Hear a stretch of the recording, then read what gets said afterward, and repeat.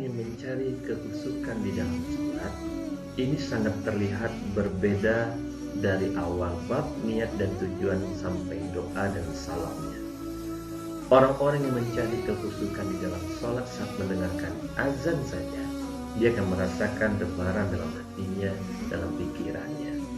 Saat dia berdoa, dia merasakan ada sesuatu harapan yang besar yang dimana dia akan merasakan doanya akan dikabulkan.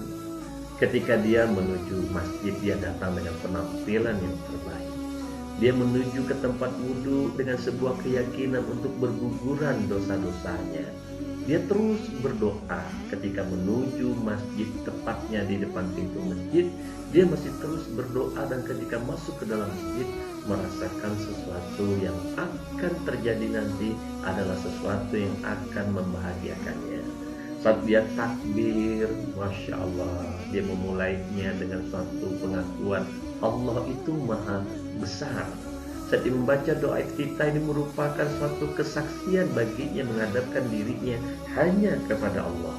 Dia rasakan bacaan surat Al-Fatihah itu ayat demi ayatnya, dia pahami arti, makna, terjemahan dan jawaban Allah di dalamnya. Bahkan ketika membaca surat pilihan, dia paham arti dan maknanya. Ketika dia ruku, dia merasakan benar-benar menundukkan diri serendah-rendahnya di hadapan Allah. Apalagi ketika dia bangkit kembali, dia berserah diri, lalu dia bersujud, dia rendahkan dirinya lebih rendah lagi. Dan ketika dia duduk, dia bersaksi.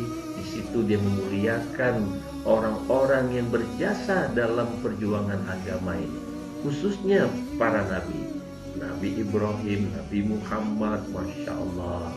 Dan ketika dia memberikan salam, ada energi yang besar yang dia rasakan. Tidak hanya mengucapkan salam biasa, dia tutup, dia sempurnakan dengan zikir dan doa untuk umat Islam di muka bumi ini. Mudah-mudahan siapapun di antara Anda yang juga ingin menjadi orang yang mencari kehusukan di dalam sholat bisa mendapatkan dan meraih apa yang Anda inginkan dalam kesuksesan hidup di dunia dan akhirat ini dengan khusyuknya sholat. Ayo sekarang jadikan hal biasa menjadi luar biasa. Yang biasanya gak khusyuk, sekarang jadikan yang khusyuk.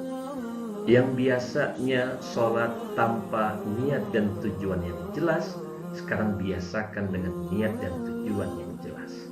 Yang biasanya ketika mendengarkan azan hati tidak merespon apapun, maka biasakan ketika dengarkan azan hati kita bereaksi.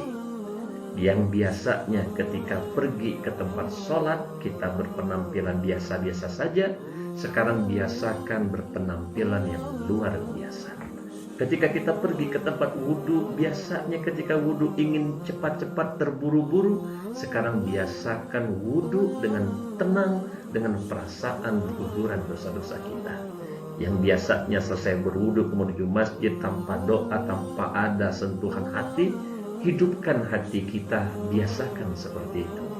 Yang ketika kita berada di masjid, biasanya langsung sholat, sekarang biasakan munculkan perasaan komunikasi ini akan menjadi komunikasi yang istimewa.